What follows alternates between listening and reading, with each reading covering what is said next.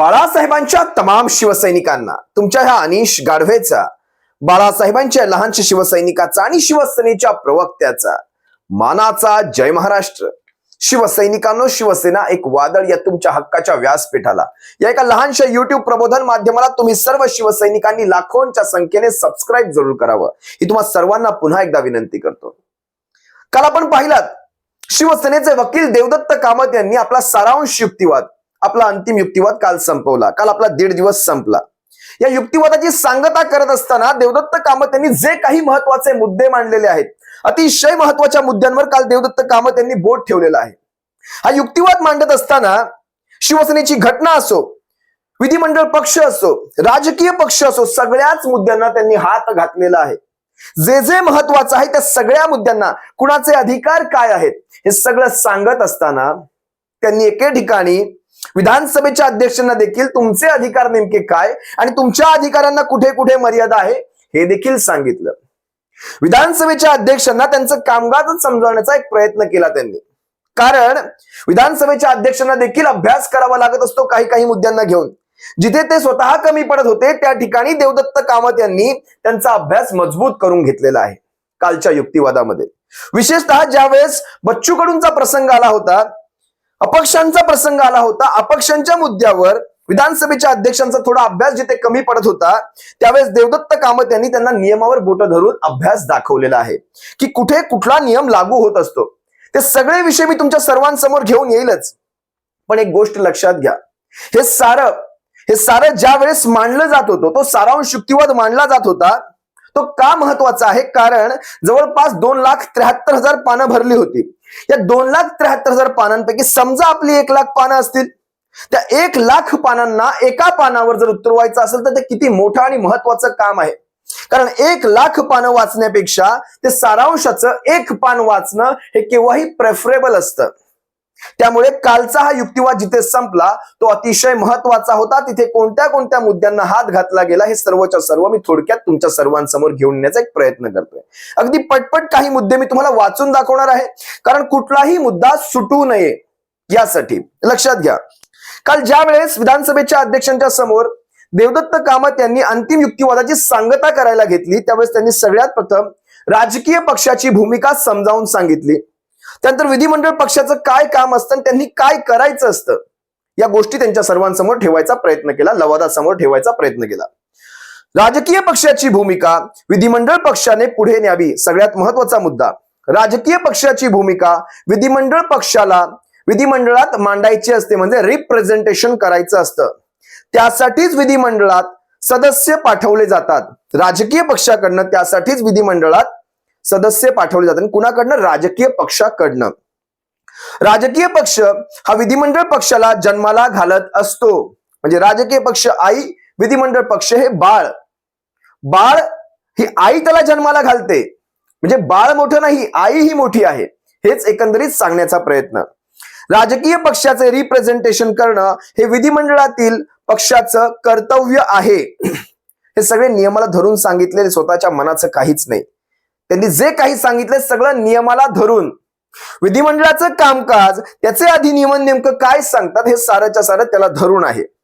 मग विधिमंडळात मेजॉरिटी करून राजकीय पक्षावर अधिकार सांगणं हे भयंकर आहे. याच्यावर विधानसभेचे अध्यक्ष काय म्हणाले तुम्हाला माहितीये? विधानसभेचे अध्यक्ष म्हणतायत, पार्टीचा प्रमुख जर पक्षाच्याच विरोधात वागत असेल, म्हणजे नार्वेकर काय म्हणाले, पार्टीचा प्रमुख जर पक्षाच्या विरोधात वागत असेल तर मग काय करावं विधिमंडळ पक्षाने? चला, याही प्रश्नावर कामतांनी अतिशय मस्त उत्तर दिलेलं आहे. कामत साहेब काय म्हणतायत, प्रतिनिधी सभा बोलावून मतदान घेता येतं आणि बहुमताने पक्ष प्रमुख बदलणे किंवा त्यांना समज देणे अशा तरतुदी या विधिमंडळ पक्षाच्या कामकाजामध्ये किंवा राजकीय पक्षांच्या कामकाजामध्ये, घटनेमध्ये ह्या घातलेल्या असतात. आणि शिवसेनेच्या घटनेप्रमाणे विधिमंडळ पक्षातल्या प्रमुखाने अशा प्रकारची बैठक बोलावून, प्रतिनिधी सभा बोलावून, राष्ट्रीय कार्यकारिणी बोलावून तशा प्रकारे पक्षप्रमुख बदलणे असो किंवा पक्षप्रमुखांना समज देणे असो, काही विषयांवर चर्चा घडवणे असो, या सगळ्या गोष्टी करायच्या असतात, जे कुठेही केले गेल्याची नोंद नाही. हे देवदत्त कामत यांनी नमूद केलेलं आहे. ज्यावेळी यांच्यावर अपात्रता कारवाई सुरू झाली तेव्हा यांनी पक्षप्रमुखांवर प्रश्नचिन्ह उभं केलेलं आहे. म्हणजे कधी?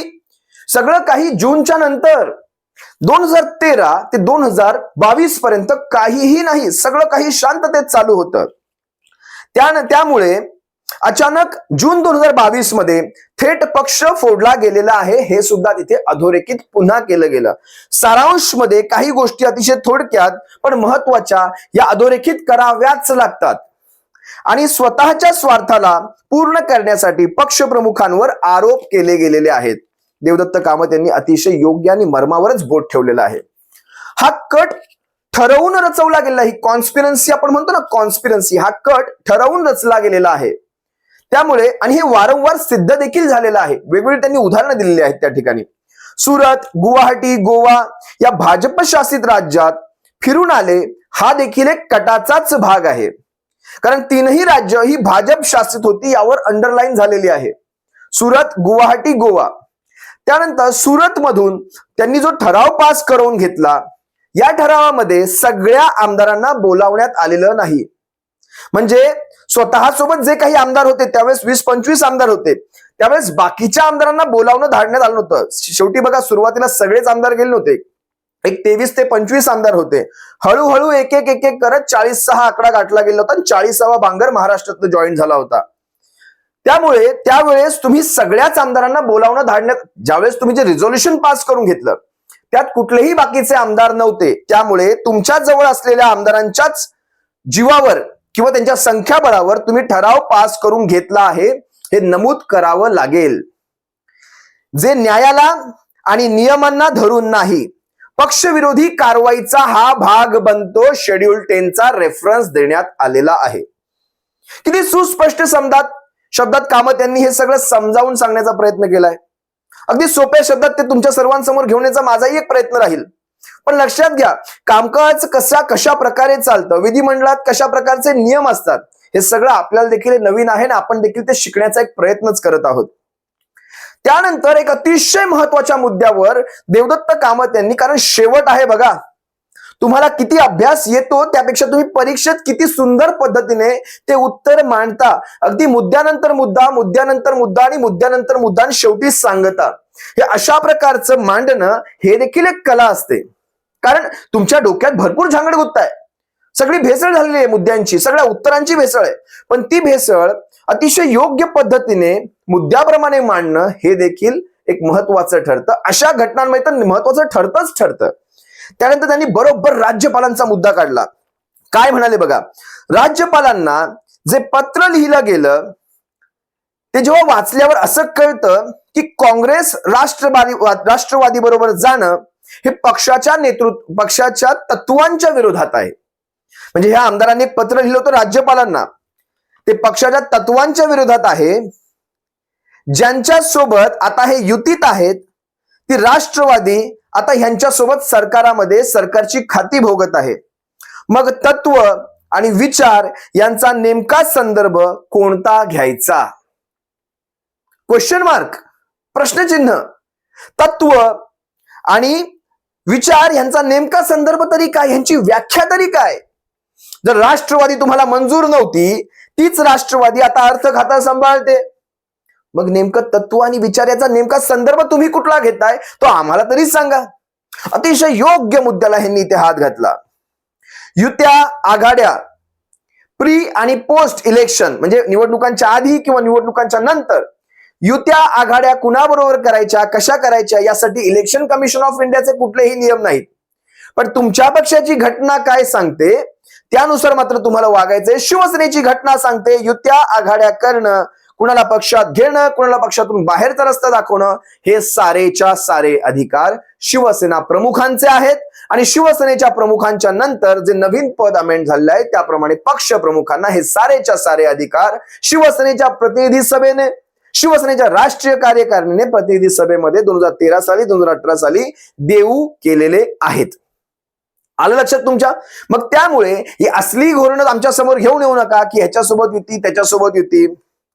पक्षप्रमुखांना न सांगता, अतिशय महत्वाचा मुद्दा, पक्षप्रमुखांना कुठलीही कल्पना न देता त्यांना कुठलीही रितसर नोटीस न देता जुलै 2022 मध्ये जी बैठक राष्ट्रीय कार्यकारिणीची किंवा प्रतिनिधी सभा जी तुम्ही लावलीत आणि त्या प्रतिनिधी सभेचा ज्यावेळेस MOM लिहिला गेला त्यावेळेस इन द ऍब्सेन्स ऑफ शिवसेना पक्ष प्रमुख श्री उद्धव साहेब ठाकरे तुम्ही अधिकार दिले गेलेले आहेत एकनाथ शिंदेंना ती बैठक बोलावण्याचा आणि बैठकीला लीड करण्याचा. हे नियमांना धरून नाही. म्हणजे स्वतःच लिहायचं पक्षप्रमुख ऍबसेंट, पण पक्षप्रमुखांना कळवलंच गेलेलं नाहीये त्या बैठकीचं कुठलंही पत्रच गेलेलं नाहीये. पुढे काय सांगतात बघा, हे अतिशय महत्वाचे मुद्दे आहेत आणि हे शेवटच्या दिवशी तिथे अधोरेखित झाले पाहिजेत, म्हणजे त्या कागदांवर उतरले गेले पाहिजेत. त्यासाठी हे बोलणं फार गरजेचं आहे. ज्या वेळेस प्रवास करत होते, ज्यावेळेस हे म्हणजे सुरत गुवाहाटी हा सगळा प्रवास करत होते आणि ज्या वेळेस हे सगळं कांड घडत होतं त्यावेळेस हे भारतीय जनता पक्षाच्या नेत्यांच्या संपर्कात होते. हे स्वतः महाराष्ट्राच्या विधिमंडळामध्ये ज्यावेळेस पहिलं अधिवेशन चालू झालं होतं, पावसाळी अधिवेशन, तुम्ही पाहिलं असाल जेव्हा पहिलं भाषण एकनाथ शिंदेंनी ठोकलं तिथे तो लाफ्टर शो जो काही केला ना विधिमंडळामध्ये, जो काही लाफ्टर शो झाला, एक हसण्याचा कार्यक्रम झाला, बाजूला देवेंद्र आणि एकनाथ शिंदे भाषण ठोकतायत, कशा प्रकारे त्यांच्याकडे बघून कुत्सितपणे हसतायत, कशा प्रकारे ते सगळ्यांचा मजाक उडवला जातोय. महाराष्ट्राच्या विधानसभेचा जो मजाक उडवला जात होता, उभ्या देशाने पाहिला होता तो मजाक, की हेच सगळे कलाकार, यांनीच सगळं केलेलं आहे, आम्ही यांच्याच आदेशाने सगळं करत होतो, या कहाणीचे मुख्य कलाकार हे आहेत.